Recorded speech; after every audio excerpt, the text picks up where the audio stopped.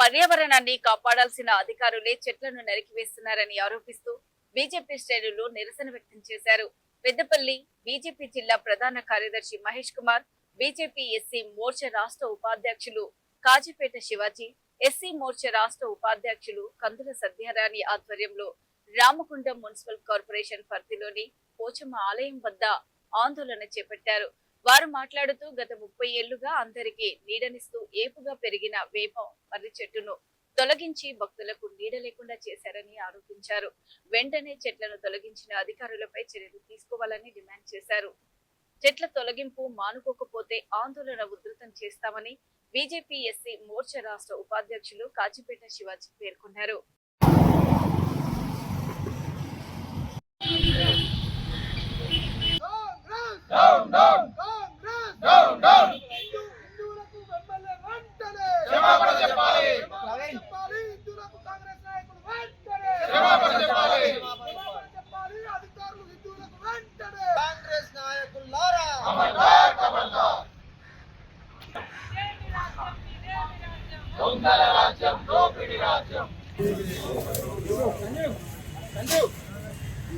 మధుకర్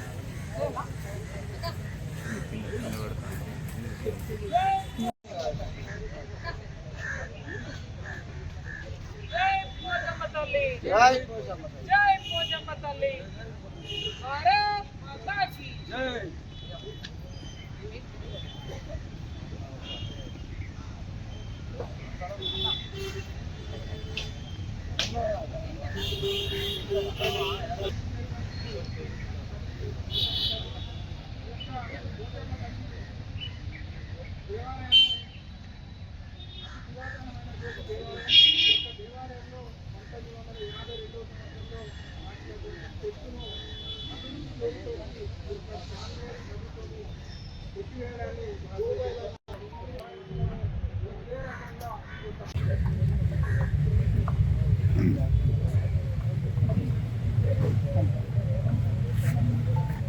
అందరికీ నమస్కారం.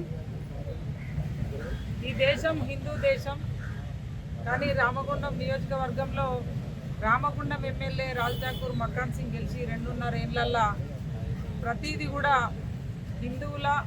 హిందువుల మనోభావాలతోటి ఆట ఆడుకుంటూ ఉన్నాడు. ఎందుకు చెప్తా ఉన్నామంటే వట్టిగా చెప్తలేము.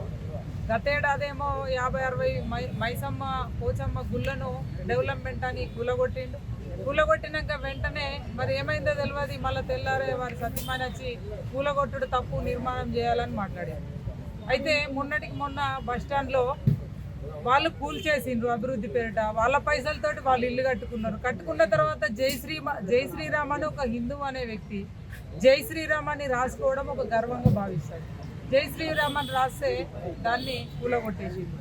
తర్వాత నిన్నటికి నిన్న ఇక్కడ ఆషాఢం ప్రారంభమైందంటే గోదావరి కని పారిశ్రామిక ప్రాంతంలో అన్ని కుటుంబాలు కూడా ఇక్కడ వచ్చి బోనాలతోటి పోచమ్మకి మొక్కులు చెల్లిస్తారు.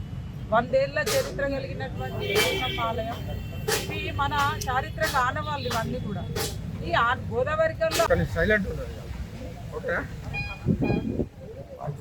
గోదావరి కని పారిశ్రామిక ప్రాంత నడిబొడ్డును వెలసినటువంటి మన ఈ యొక్క ప్రాంతాన్ని కాపాడే తల్లి పోచమ్మ తల్లి ఆషాఢ మాసంలో పోచమ్మ తల్లికి సంబంధించినటువంటి ప్రధానమైనటువంటి ఆలయంలో ఉన్నటువంటి చెట్టును దాదాపు ఒక 75 సంవత్సరాల క్రితం నిర్మించినటువంటి చెట్టును అకారణంగా ఆషాఢ మాసంలో అందరూ పూజలు చేసుకునేటువంటి సమయంలో కొట్టేయడం అనేది భారతీయ జనతా పార్టీ తరఫున తీవ్రంగా ఖండిస్తూ ఉన్నాం.